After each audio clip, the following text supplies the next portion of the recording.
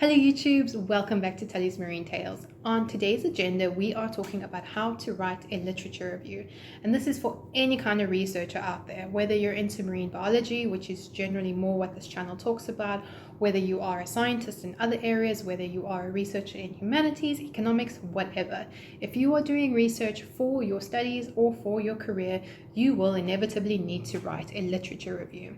I have written a fair few in my time throughout my postgraduate studies and the subsequent 2 years I've had since I passed my PhD. So I have developed a technique that I find very useful and very helpful in writing literature reviews. I'm going to share this with you today. Hopefully it will help some of you out there if you are struggling with your literature reviews. So yeah, if you like the video, please give it a thumbs up, subscribe to the channel, and let's get into it.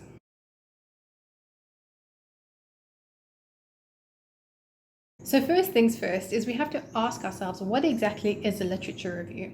And I found this definition online that I quite like, and it states that a literature review is a survey of scholarly sources, whether it be books, journal articles, or other theses related to a specific topic or research question.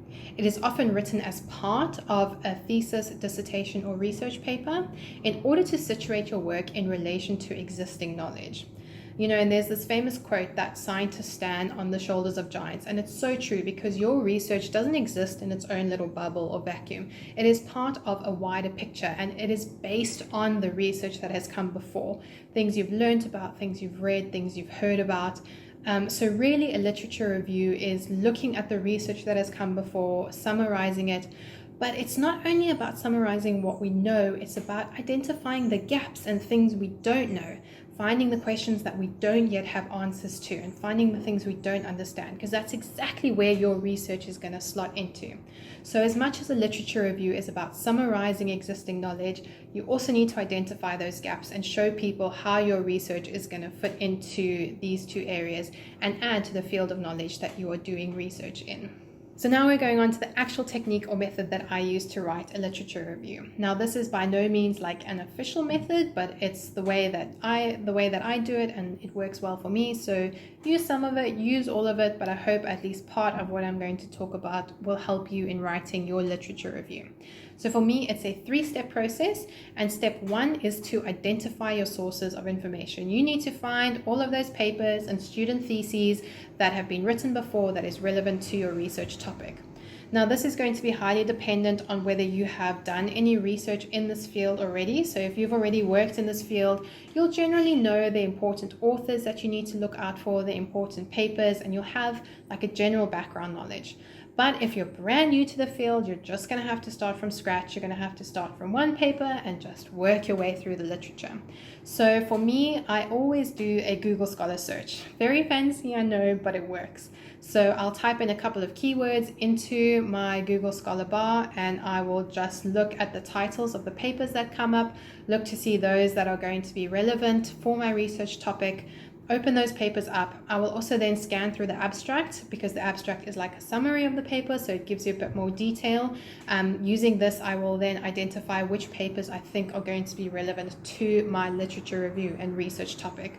I will then save these papers into a folder that I will use later. I'll go through like about 5 or 6 Google Scholar search results, also using like various different keywords to find those papers. Then once I have a couple saved in my folder, I will start reading them. This is probably the most tedious part, but you just have to read a lot. That's all you need to do, because you need to gain like a general understanding of the field.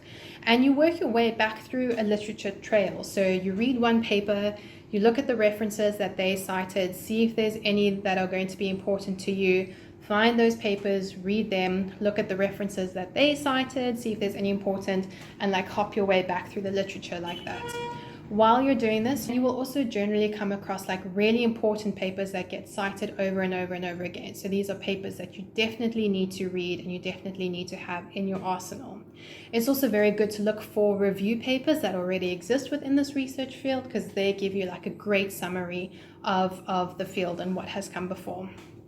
But this step is not only about reading, it's also about extracting the most important pieces of information, because As much as you're going to read, you also need to try and like segregate out the information that you're going to use and what's going to be most important to you. Because also, if you're reading a paper, not everything in that paper is going to be relevant or important. So in this stage, as I'm reading, I will copy and paste over like important pieces of information that I know I might need. So I'm not going to use this in my final piece. I'm not plagiarizing at all, but I'm just extracting the most important bits of information. So I'll copy and paste over certain sentences that are going to be relevant to my work, save them into a document, sort them into different sections that I know I'm going to have, and then this will then become the document that I work from in my next step. Right, so now that you have all of this knowledge rumbling around in your brain from all of the reading that you have done, we move on to step 2, which is the first writing stage, and it's where the brilliance starts to happen. Not really, but anyway, so you've done all of this reading, you have a document in which you've extracted all that important information, and you have all of this, information floating around in your brain. So you need to start getting it down onto a page. Type out the headings of the different sections that you want. Start thinking about your paragraph structure, what ideas you want discussed in what paragraph, because remember, each paragraph needs to have like its own unique idea that you are discussing. So start thinking about exactly what you want to say in what paragraph, which sections you want the paragraphs to go into, like start mapping it out in your brain, and then just start getting words down onto the page. This is oftentimes a very gobbledygook stage for me because I don't worry about word choice, I don't worry about sentence structure, I don't worry about grammar, nothing like that. It's not a final product by any means, but it's literally about getting those thoughts from your head onto the page so you can start organizing them, you can start editing them, you can start refining them. And also it's important to, like, while you're writing in this stage, keep your references where they need to go, because I'll oftentimes find I write a sentence and then I know I need to reference that sentence, but I can't remember which reference I read that from or got that idea from. So as you're writing out your very rough sentences, always just put in brackets at the end the references that you got that idea or that that sentence from. Be careful of plagiarism in this section too. Never copy what other people say. This is just your own thoughts and your own way of synthesizing the information that you have read through. So you are now onto your third and final step, which is to edit. I cannot stress this enough. This is probably the most important part of the whole process, and probably also the most time-consuming part, because this is where you take all of those thoughts that you have put down into a page and you make magic from them. This is where you focus on sentence structure, grammar, word choice, all that kind of stuff, so that your literature review reads well. Oftentimes I will do a lot of paragraph reordering in this section, because as much as your paragraphs need to have unique, distinct ideas, your paragraphs also need to link to each other and they need to flow.